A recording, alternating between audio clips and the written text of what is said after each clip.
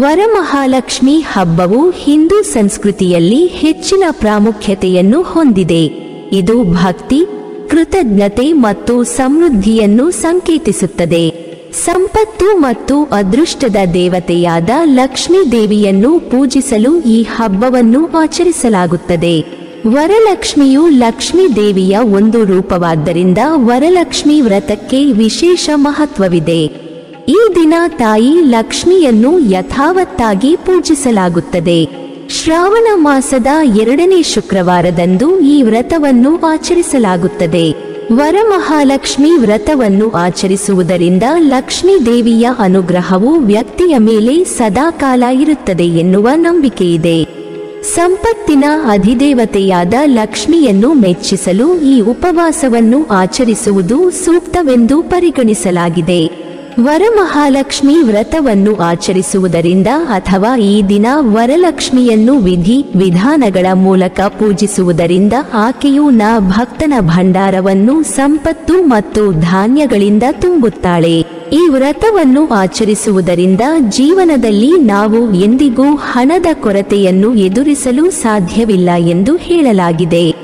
ವರಮಹಾಲಕ್ಷ್ಮಿ ವ್ರತವನ್ನು ಆಚರಿಸುವುದರಿಂದ ಓರ್ವ ವ್ಯಕ್ತಿಗೆ ಸಂತೋಷ ಮತ್ತು ಸಮೃದ್ಧಿ ಪ್ರಾಪ್ತಿಯಾಗುತ್ತದೆ. ಈ ದಿನದಂದು ನಿಜವಾದ ನಂಬಿಕೆಯಿಂದ ಈ ಉಪವಾಸವನ್ನು ಆಚರಿಸುವ ಯಾವುದೇ ಭಕ್ತನು ತನ್ನ ಜೀವನದಲ್ಲಿ ಎಂದಿಗೂ ಸಮಸ್ಯೆಗಳನ್ನು ಎದುರಿಸುವುದಿಲ್ಲ. ಸಂತೋಷ ಮತ್ತು ಸಮೃದ್ಧಿಯ ಆಶೀರ್ವಾದವನ್ನು ಬಯಸುವವರು ವರಮಹಾಲಕ್ಷ್ಮಿ ಹಬ್ಬದ ದಿನದಂದು ಲಕ್ಷ್ಮೀ ದೇವಿಯ ವರಲಕ್ಷ್ಮಿ ರೂಪವನ್ನು ಆರಾಧಿಸಬೇಕು. ಸಂತಾನವಿಲ್ಲದ ವಿವಾಹಿತ ದಂಪತಿಗಳು ಈ ವ್ರತವನ್ನು ಆಚರಿಸುವುದರಿಂದ ಸಂತಾನ ಭಾಗ್ಯ ಪ್ರಾಪ್ತವಾಗುತ್ತದೆ ಮತ್ತು ಬಡವರು ಅಪಾರ ಹಣವನ್ನು ಹೊಂದುತ್ತಾರೆ ಎನ್ನುವ ನಂಬಿಕೆಯಿದೆ. ಇದು ಮಹಿಳೆಯರ ವ್ರತವಾದ್ದರಿಂದ ವಿವಾಹಿತ ಮಹಿಳೆಯರು ಅತ್ಯಂತ ಉತ್ಸಾಹದಿಂದ ಈ ವ್ರತವನ್ನು ಆಚರಿಸುತ್ತಾರೆ. ಈ ಉಪವಾಸವು ಭಕ್ತರಿಗೆ ಸಂತೋಷ, ಸಂಪತ್ತು ಮತ್ತು ಸಮೃದ್ಧಿಯನ್ನು ತರುತ್ತದೆ. ಈ ವ್ರತವನ್ನು ಆಚರಿಸುವುದರಿಂದ ತಾಯಿ ವರಲಕ್ಷ್ಮಿಯು ನಿಮ್ಮ ಎಲ್ಲ ಆಸೆಗಳನ್ನು ಪೂರೈಸುತ್ತಾಳೆ ಎನ್ನುವ ನಂಬಿಕೆಯಿದೆ.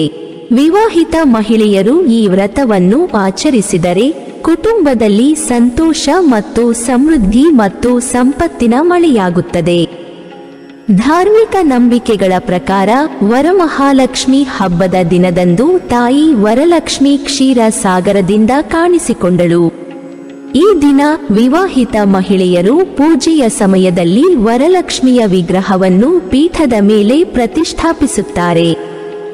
ಇದಾದ ನಂತರ ದೇವಿಗೆ ಅಕ್ಷತೆ, ಕುಂಕುಮ, ತೆಂಗಿನಕಾಯಿ, ವೀಳ್ಯದೆಲೆ, ಅಡಿಕೆ, ಬತಾಶ, ಧೂಪ, ದೀಪ, ಸುಗಂಧ, ಹಣ್ಣು, ಹೂವು ಮುಂತಾದವುಗಳಿಂದ ಪೂಜೆ ಮಾಡಿ ವ್ರತ ಕಥೆಯನ್ನು ಕೇಳುತ್ತಾರೆ. ವರಲಕ್ಷ್ಮಿ ಅಥವಾ ವರಮಹಾಲಕ್ಷ್ಮಿ ವ್ರತದ ಉಪವಾಸದ ನಿಯಮಗಳು ತುಂಬಾ ಕಟ್ಟುನಿಟ್ಟಾದವು ಮತ್ತು ಈ ವ್ರತವನ್ನು ಹೆಚ್ಚಾಗಿ ವಿವಾಹಿತ ಮಹಿಳೆ, ಸುಮಂಗಲಿಯರು ತಮ್ಮ ಪತಿ, ಮಕ್ಕಳು ಮತ್ತು ಇತರ ಕುಟುಂಬ ಸದಸ್ಯರ ಯೋಗಕ್ಷೇಮಕ್ಕಾಗಿ ಆಚರಿಸುತ್ತಾರೆ. ಹಿಂದೂ ಸಂಪ್ರದಾಯದ ಪ್ರಕಾರ ಈ ದಿನದಂದು ವರಲಕ್ಷ್ಮಿ ದೇವಿಯನ್ನು ಪೂಜಿಸುವುದು ಸಂಪತ್ತು, ಭೂಮಿ, ಬುದ್ಧಿವಂತಿಕೆ, ಪ್ರೀತಿ, ಖ್ಯಾತಿ, ಶಾಂತಿ, ತೃಪ್ತಿ ಮತ್ತು ಶಕ್ತಿಯ 8 ದೇವತೆಗಳಾದ ಅಷ್ಟಲಕ್ಷ್ಮಿಯನ್ನು ಪೂಜಿಸುವುದಕ್ಕೆ ಸಮಾನವಾಗಿದೆ. ವರಲಕ್ಷ್ಮಿ ವ್ರತವನ್ನು ಮಾಡಬಯಸುವವರು ಈ ದಿನ ಊಟ ಮಾಡುವುದನ್ನು ತ್ಯಜಿಸಬೇಕು. ವರಲಕ್ಷ್ಮಿ ಪೂಜೆಯ ಮೊದಲು ಏನನ್ನೂ ತಿನ್ನಬೇಡಿ. ಮೊದಲು ವರಲಕ್ಷ್ಮಿ ಪೂಜೆಯನ್ನು ಮಾಡಿ ಲಕ್ಷ್ಮಿ ಆರತಿ ಮಾಡಿ. ಕುಟುಂಬ ಮತ್ತು ಸ್ನೇಹಿತರಿಗೆ ಪ್ರಸಾದವನ್ನು ವಿತರಿಸಿ. ರಾತ್ರಿ ವರಲಕ್ಷ್ಮಿ ಆರತಿ ಅರ್ಚನೆ ಮಾಡಿದ ನಂತರ ಹಣ್ಣುಗಳನ್ನು ತಿನ್ನಬಹುದು. ಮರುದಿನ ಪಾರಣ ಮಾಡಿದ ನಂತರ ಊಟ ಮಾಡಬೇಕು. ವಿವಾಹಿತ ಮಹಿಳೆಯರು ತಮ್ಮ ಕುಟುಂಬದ ಯೋಗಕ್ಷೇಮಕ್ಕಾಗಿ ಪ್ರಾರ್ಥಿಸಲು ತಮ್ಮ ಬಲ ಮಣಿಕಟ್ಟಿನ ಮೇಲೆ ಪವಿತ್ರ ದಾರವನ್ನು ಕಟ್ಟಿಕೊಂಡು ಉಪವಾಸವನ್ನು ಇಟ್ಟುಕೊಳ್ಳುವ ಮೂಲಕ ವರಲಕ್ಷ್ಮಿ ವ್ರತವನ್ನು ಮಾಡುತ್ತಾರೆ. ಈ ದಿನದಂದು ಅವರು ಭೌತಿಕ ಸೌಕರ್ಯಗಳು ಮತ್ತು ಸಮೃದ್ಧಿ, ಸಂಪತ್ತನ್ನು ಪಡೆಯಲು ಲಕ್ಷ್ಮೀ ದೇವಿಯ ಆಶೀರ್ವಾದವನ್ನು ಸಹ ಕೋರುತ್ತಾರೆ. ಲಕ್ಷ್ಮೀ ದೇವಿಯು ಸಂಪತ್ತನ್ನು ಪ್ರತಿನಿಧಿಸುವುದರಿಂದ ಆನಂದಮಯ ಜೀವನ ಮತ್ತು ಲೌಕಿಕ ಸುಖಗಳನ್ನು ಬಯಸುವವರಿಗೆ ಈ ದಿನವು ಮಹತ್ವದ್ದಾಗಿದೆ. ಆದ್ದರಿಂದ ಈ ದಿನದಂದು ಭಕ್ತರು ವರಲಕ್ಷ್ಮಿಯನ್ನು ಪೂಜಿಸುತ್ತಾರೆ. ಭವಿಷ್ಯೋತ್ತರ ಪುರಾಣದ ಪ್ರಕಾರ ಲಕ್ಷ್ಮಿಯು ಕ್ಷೀರ ಸಾಗರದಿಂದ ಅವತಾರ ತಾಳಿದಳೆಂದು ಹೇಳಲಾಗುತ್ತದೆ. ರಾಕ್ಷಸರು ಹಾಗೂ ದೇವತೆಗಳು ಅಮೃತ ಪಡೆಯುವುದಕ್ಕಾಗಿ ವಾಸುಕಿಯ ಸಹಾಯದೊಂದಿಗೆ ಮಂದರ ಪರ್ವತವನ್ನು ಕಡಿಯುತ್ತಿರುವಾಗ ಕ್ಷೀರಸಾಗರದಲ್ಲಿ ಪರಿಶುದ್ಧವಾಗಿ ಶ್ವೇತವರ್ಣದಲ್ಲಿ ಉದ್ಭವಿಸುತ್ತಾಳೆ ಲಕ್ಷ್ಮಿ. ಹಾಗಾಗಿ ಈ ವರಮಹಾಲಕ್ಷ್ಮಿ ವ್ರತದ ದಿನ ತಾಯಿಗೆ ಶ್ವೇತವರ್ಣದ ಕೆಂಪು ಅಂಚಿನ ಸೀರೆಯನ್ನು ಉಡಿಸುತ್ತಾರೆ.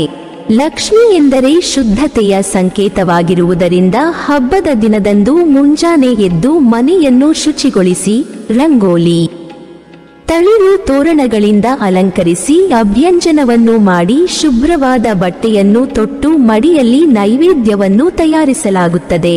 ಕಲಶ ಎಂದು ಕರೆಯಲ್ಪಡುವ ಪವಿತ್ರ ಕುಂಡವನ್ನು ಮಾವಿನ ಎಲೆಗಳು ಮತ್ತು ತೆಂಗಿನಕಾಯಿಯಿಂದ ಅಲಂಕರಿಸಲಾಗುತ್ತದೆ. ಇದು ದೇವಿಯ ಉಪಸ್ಥಿತಿಯನ್ನು ಸಂಕೇತಿಸುತ್ತದೆ. ಸಣ್ಣ ತಾಮ್ರದ ಬಿಂದಿಗೆ ಅಥವಾ ಬೆಳ್ಳಿ ಚೆಂಬನ್ನು ಕಳಶದ ರೂಪದಲ್ಲಿ ಇಟ್ಟು ಅದರಲ್ಲಿ ನೀರನ್ನು ತುಂಬಿಸಿ ಅದಕ್ಕೆ ಸ್ವಲ್ಪ ಖರ್ಜೂರ ಹಾಗೂ ದ್ರಾಕ್ಷಿಯನ್ನು ಹಾಕಿ ಒಂದು ತಟ್ಟೆಯಲ್ಲಿ ಅಕ್ಕಿಯನ್ನು ಹರಡಿ ಅದರಲ್ಲಿ ಕಳಶವನ್ನು ಇಟ್ಟು ಮಾವಿನ ಎಲೆ ಹಾಗೂ ವೀಳ್ಯದೆಲೆಯನ್ನು ಕಳಶದ ಸುತ್ತ ಜೋಡಿಸಿ ಅದರ ಮೇಲೆ ಅರಿಶಿನ ಹಚ್ಚಿದ ತೆಂಗಿನಕಾಯಿಯನ್ನು ಇಟ್ಟು ಅದಕ್ಕೆ ಸೀರೆ ಒಡವೆಗಳೊಂದಿಗೆ ಅಲಂಕರಿಸುತ್ತಾರೆ. ಮನೆಗಳನ್ನು ವರ್ಣರಂಜಿತ ರಂಗೋಲಿಗಳು, ಹೂವು ಮತ್ತು ಸಾಂಪ್ರದಾಯಿಕ ವಿನ್ಯಾಸಗಳಿಂದ ಅಲಂಕರಿಸಲಾಗುತ್ತದೆ. ಅವರವರ ಯಥಾಶಕ್ತಿಯಂತೆ ಲಕ್ಷ್ಮಿಯನ್ನು ಚಿನ್ನ, ಬೆಳ್ಳಿ, ಹೂವುಗಳೊಂದಿಗೆ ಅಲಂಕರಿಸಿ ಪೂಜಿಸುತ್ತಾರೆ. ತಾಯಿಗೆ ಹೂವುಗಳೆಂದರೆ ಬಹಳ ಪ್ರೀತಿ. ಅದರಲ್ಲೂ ಕಮಲದ ಹೂವು ಹಾಗೂ ಬಿಲ್ವಪತ್ರೆ ಎಂದರೆ ತಾಯಿಗೆ ತುಂಬಾ ಪ್ರೀತಿ.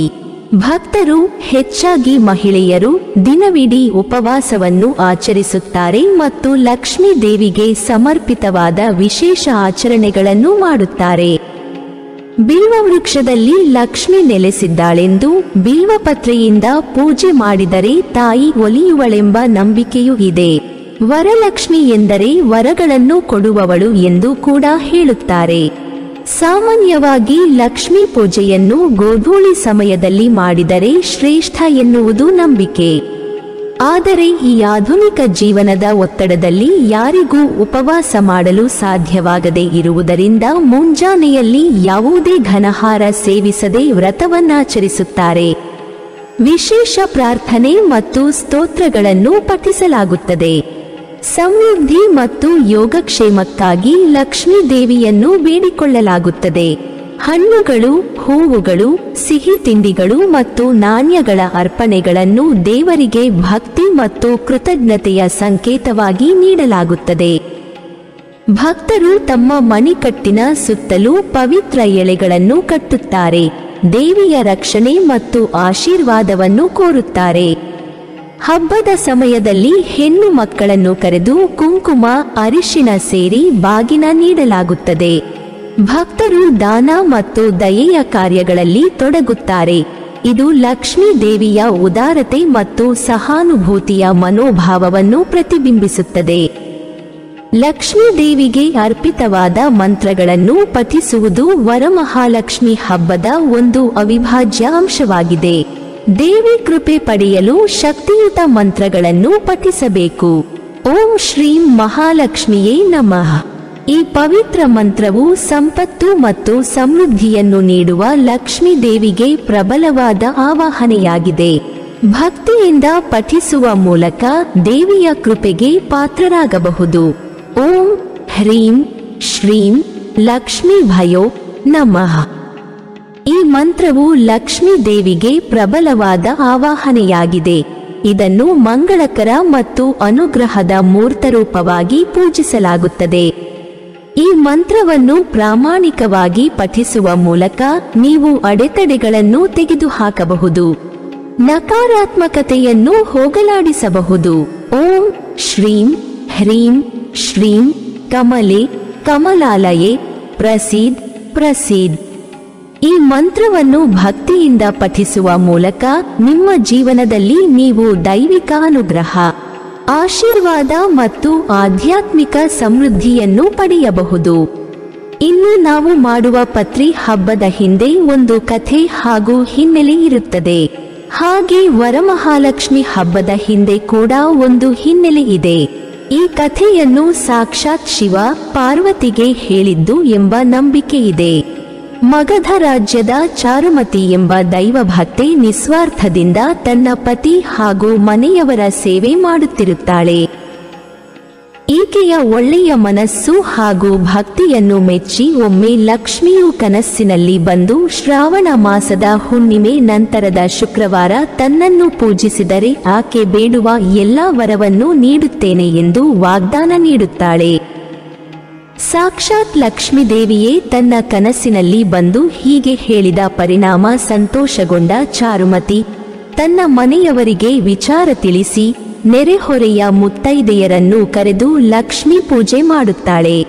ಪೂಜೆ ಸಮಾಪ್ತಿಯಾಗುತ್ತಿದ್ದಂತೆ ಅಲ್ಲಿ ನೆರೆದಿದ್ದವರಿಗೆ ಲಕ್ಷ್ಮಿ ಸಂಪತ್ತನ್ನು ಕರುಣಿಸುತ್ತಾಳೆ. ಹಾಗೆ ಅವರೆಲ್ಲ ತಮ್ಮ ಜೀವನದುದ್ದಕ್ಕೂ ಸುಖ ಸಂತೋಷದಿಂದ ನೆಲೆಸುತ್ತಾರೆ. ಆದ್ದರಿಂದಲೇ ಪ್ರತಿ ವರ್ಷ ಶ್ರಾವಣ ಮಾಸದಂದು ಎಲ್ಲ ಹೆಣ್ಣು ಮಕ್ಕಳು ಲಕ್ಷ್ಮಿಯನ್ನು ಪೂಜಿಸಿ ಸಕಲ ಸಂಪತ್ತನ್ನು ಪಡೆಯುವ ಮೂಲಕ ಲಕ್ಷ್ಮೀ ಕೃಪೆಗೆ ಪಾತ್ರರಾಗುತ್ತಾರೆ. ಹಿಂದೂ ಪುರಾಣಗಳಲ್ಲಿ ಲಕ್ಷ್ಮಿಯನ್ನು ಸಂಪತ್ತು, ಸಮೃದ್ಧಿ, ಶಕ್ತಿ ಮತ್ತು ಅದೃಷ್ಟದ ದೇವತೆ ಎನ್ನಲಾಗುತ್ತದೆ. ಹಣ ಮಾತ್ರವಲ್ಲದೆ ಮುತ್ತೈದೆಯರು ಈ ದಿನ ತಮ್ಮ ಪತಿ ಹಾಗೂ ಕುಟುಂಬದವರ ನೆಮ್ಮದಿ, ಸಂಪತ್ತು, ಕೀರ್ತಿ, ದೀರ್ಘಾಯುಷ್ಯ, ಆರೋಗ್ಯ ಮತ್ತು ಸಂತತಿ ಅಭಿವೃದ್ಧಿಗಾಗಿ ಪ್ರಾರ್ಥಿಸುತ್ತಾರೆ. ಅವಿವಾಹಿತ ಯುವತಿಯರು ಈ ವ್ರತವನ್ನು ಆಚರಿಸುವುದರಿಂದ ಅವರಿಗೆ ಕೂಡ ಶುಭ ಫಲಗಳು ಕೂಡ ದೊರೆಯುತ್ತದೆ. ಕೆಲವೊಂದು ಮನೆಗಳಲ್ಲಿ ವರಮಹಾಲಕ್ಷ್ಮಿ ವ್ರತದಂದು ಮನೆಗೆ ಅರಿಶಿನ ಕುಂಕುಮಕ್ಕಾಗಿ ಬರುವವರಿಗೆ ವರಮಹಾಲಕ್ಷ್ಮಿ ವ್ರತದ ಕಥೆ ಪುಸ್ತಕಗಳನ್ನು ನೀಡುವ ವಾಡಿಕೆಯಿದೆ. ಈ ಪುಸ್ತಕದಲ್ಲಿ ಇರುವಂತೆ ಪೂಜೆ ಪುನಸ್ಕಾರ ಮಾಡಿದರೆ ಖಂಡಿತ ವರಮಹಾಲಕ್ಷ್ಮಿ ಒಲಿಯುತ್ತಾಳೆ ಎಂಬ ನಂಬಿಕೆ ಇದೆ. ಬೆಳಗ್ಗೆ ಎದ್ದ ಕೂಡಲೇ ಮನೆ ಸ್ವಚ್ಛಗೊಳಿಸಿ ಮಡಿಯುಟ್ಟು ರಂಗೋಲಿ ಇಟ್ಟು ಲಕ್ಷ್ಮೀ ಪೂಜೆಗೆ ಬೇಕಾದ ಸಕಲ ತಯಾರಿ ಮಾಡಿಕೊಳ್ಳಿ. ಅದ್ಧೂರಿಯಾಗಿ ಸಾಧ್ಯವಾಗದಿದ್ದರೆ ಸರಳವಾಗಿ ನಿಮಗೆ ಶಕ್ತಿ ಇದ್ದಷ್ಟು ದೇವಿಯನ್ನು ಪೂಜಿಸಿ.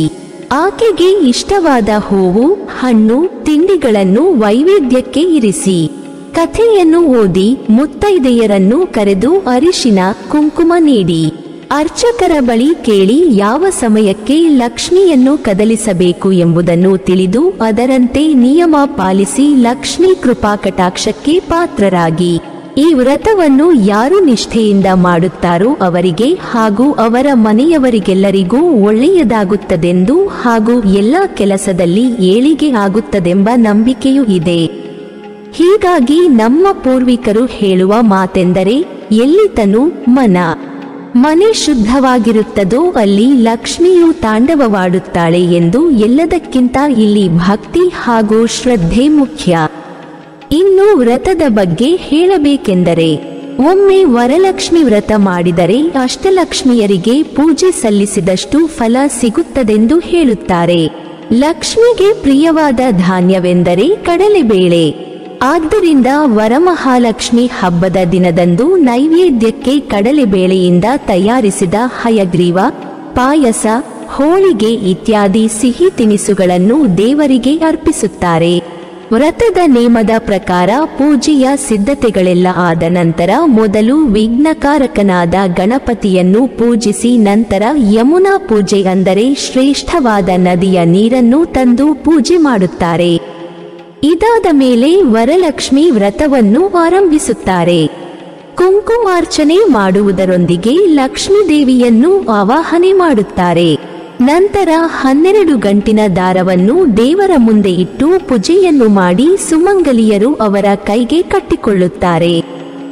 ಕಟ್ಟಿದ ದಾರವನ್ನು ಗೌರಿ ಹಬ್ಬದ ದಿನ ಗೌರಿ ವ್ರತ ಮಾಡಿ ಹಳೆ ದಾರವನ್ನು ವಿಸರ್ಜಿಸಿ ಹೊಸ ದಾರವನ್ನು ಕಟ್ಟಿಕೊಳ್ಳುತ್ತಾರೆ. ಹೀಗೆ ಮದುವೆಯಾದ ಹೆಣ್ಣು ಮಕ್ಕಳು ಮೊದಲನೇ ವರ್ಷದಿಂದ 9 ವರ್ಷದವರೆಗೆ ಶ್ರದ್ಧೆಯಿಂದ ವ್ರತವನ್ನಾಚರಿಸಿ 9ನೇ ವರ್ಷ ಉದ್ಯಾಪನೆಯೊಂದಿಗೆ ವ್ರತವನ್ನು ಮುಗಿಸುತ್ತಾರೆ. ನೀವಿನ್ನೂ ನಮ್ಮ ಚಾನಲ್ ಅನ್ನು ಸಬ್ಸ್ಕ್ರೈಬ್ ಮಾಡಿಲ್ವಾ? ಹಾಗಾದರೆ ಈ ಕೂಡಲೇ ನಮ್ಮ ಇಂದ್ರಜಾಲ ಚಾನೆಲ್ ಅನ್ನು ಸಬ್ಸ್ಕ್ರೈಬ್ ಮಾಡಿ ಮತ್ತು ಪಕ್ಕದಲ್ಲಿರುವ ಬೆಲ್ ಐಕಾನ್ ಅನ್ನು ಕ್ಲಿಕ್ ಮಾಡಿದರೆ ನಮ್ಮ ಹೊಸ ವಿಡಿಯೋಗಳನ್ನು ನೀವು ನೋಡಬಹುದು.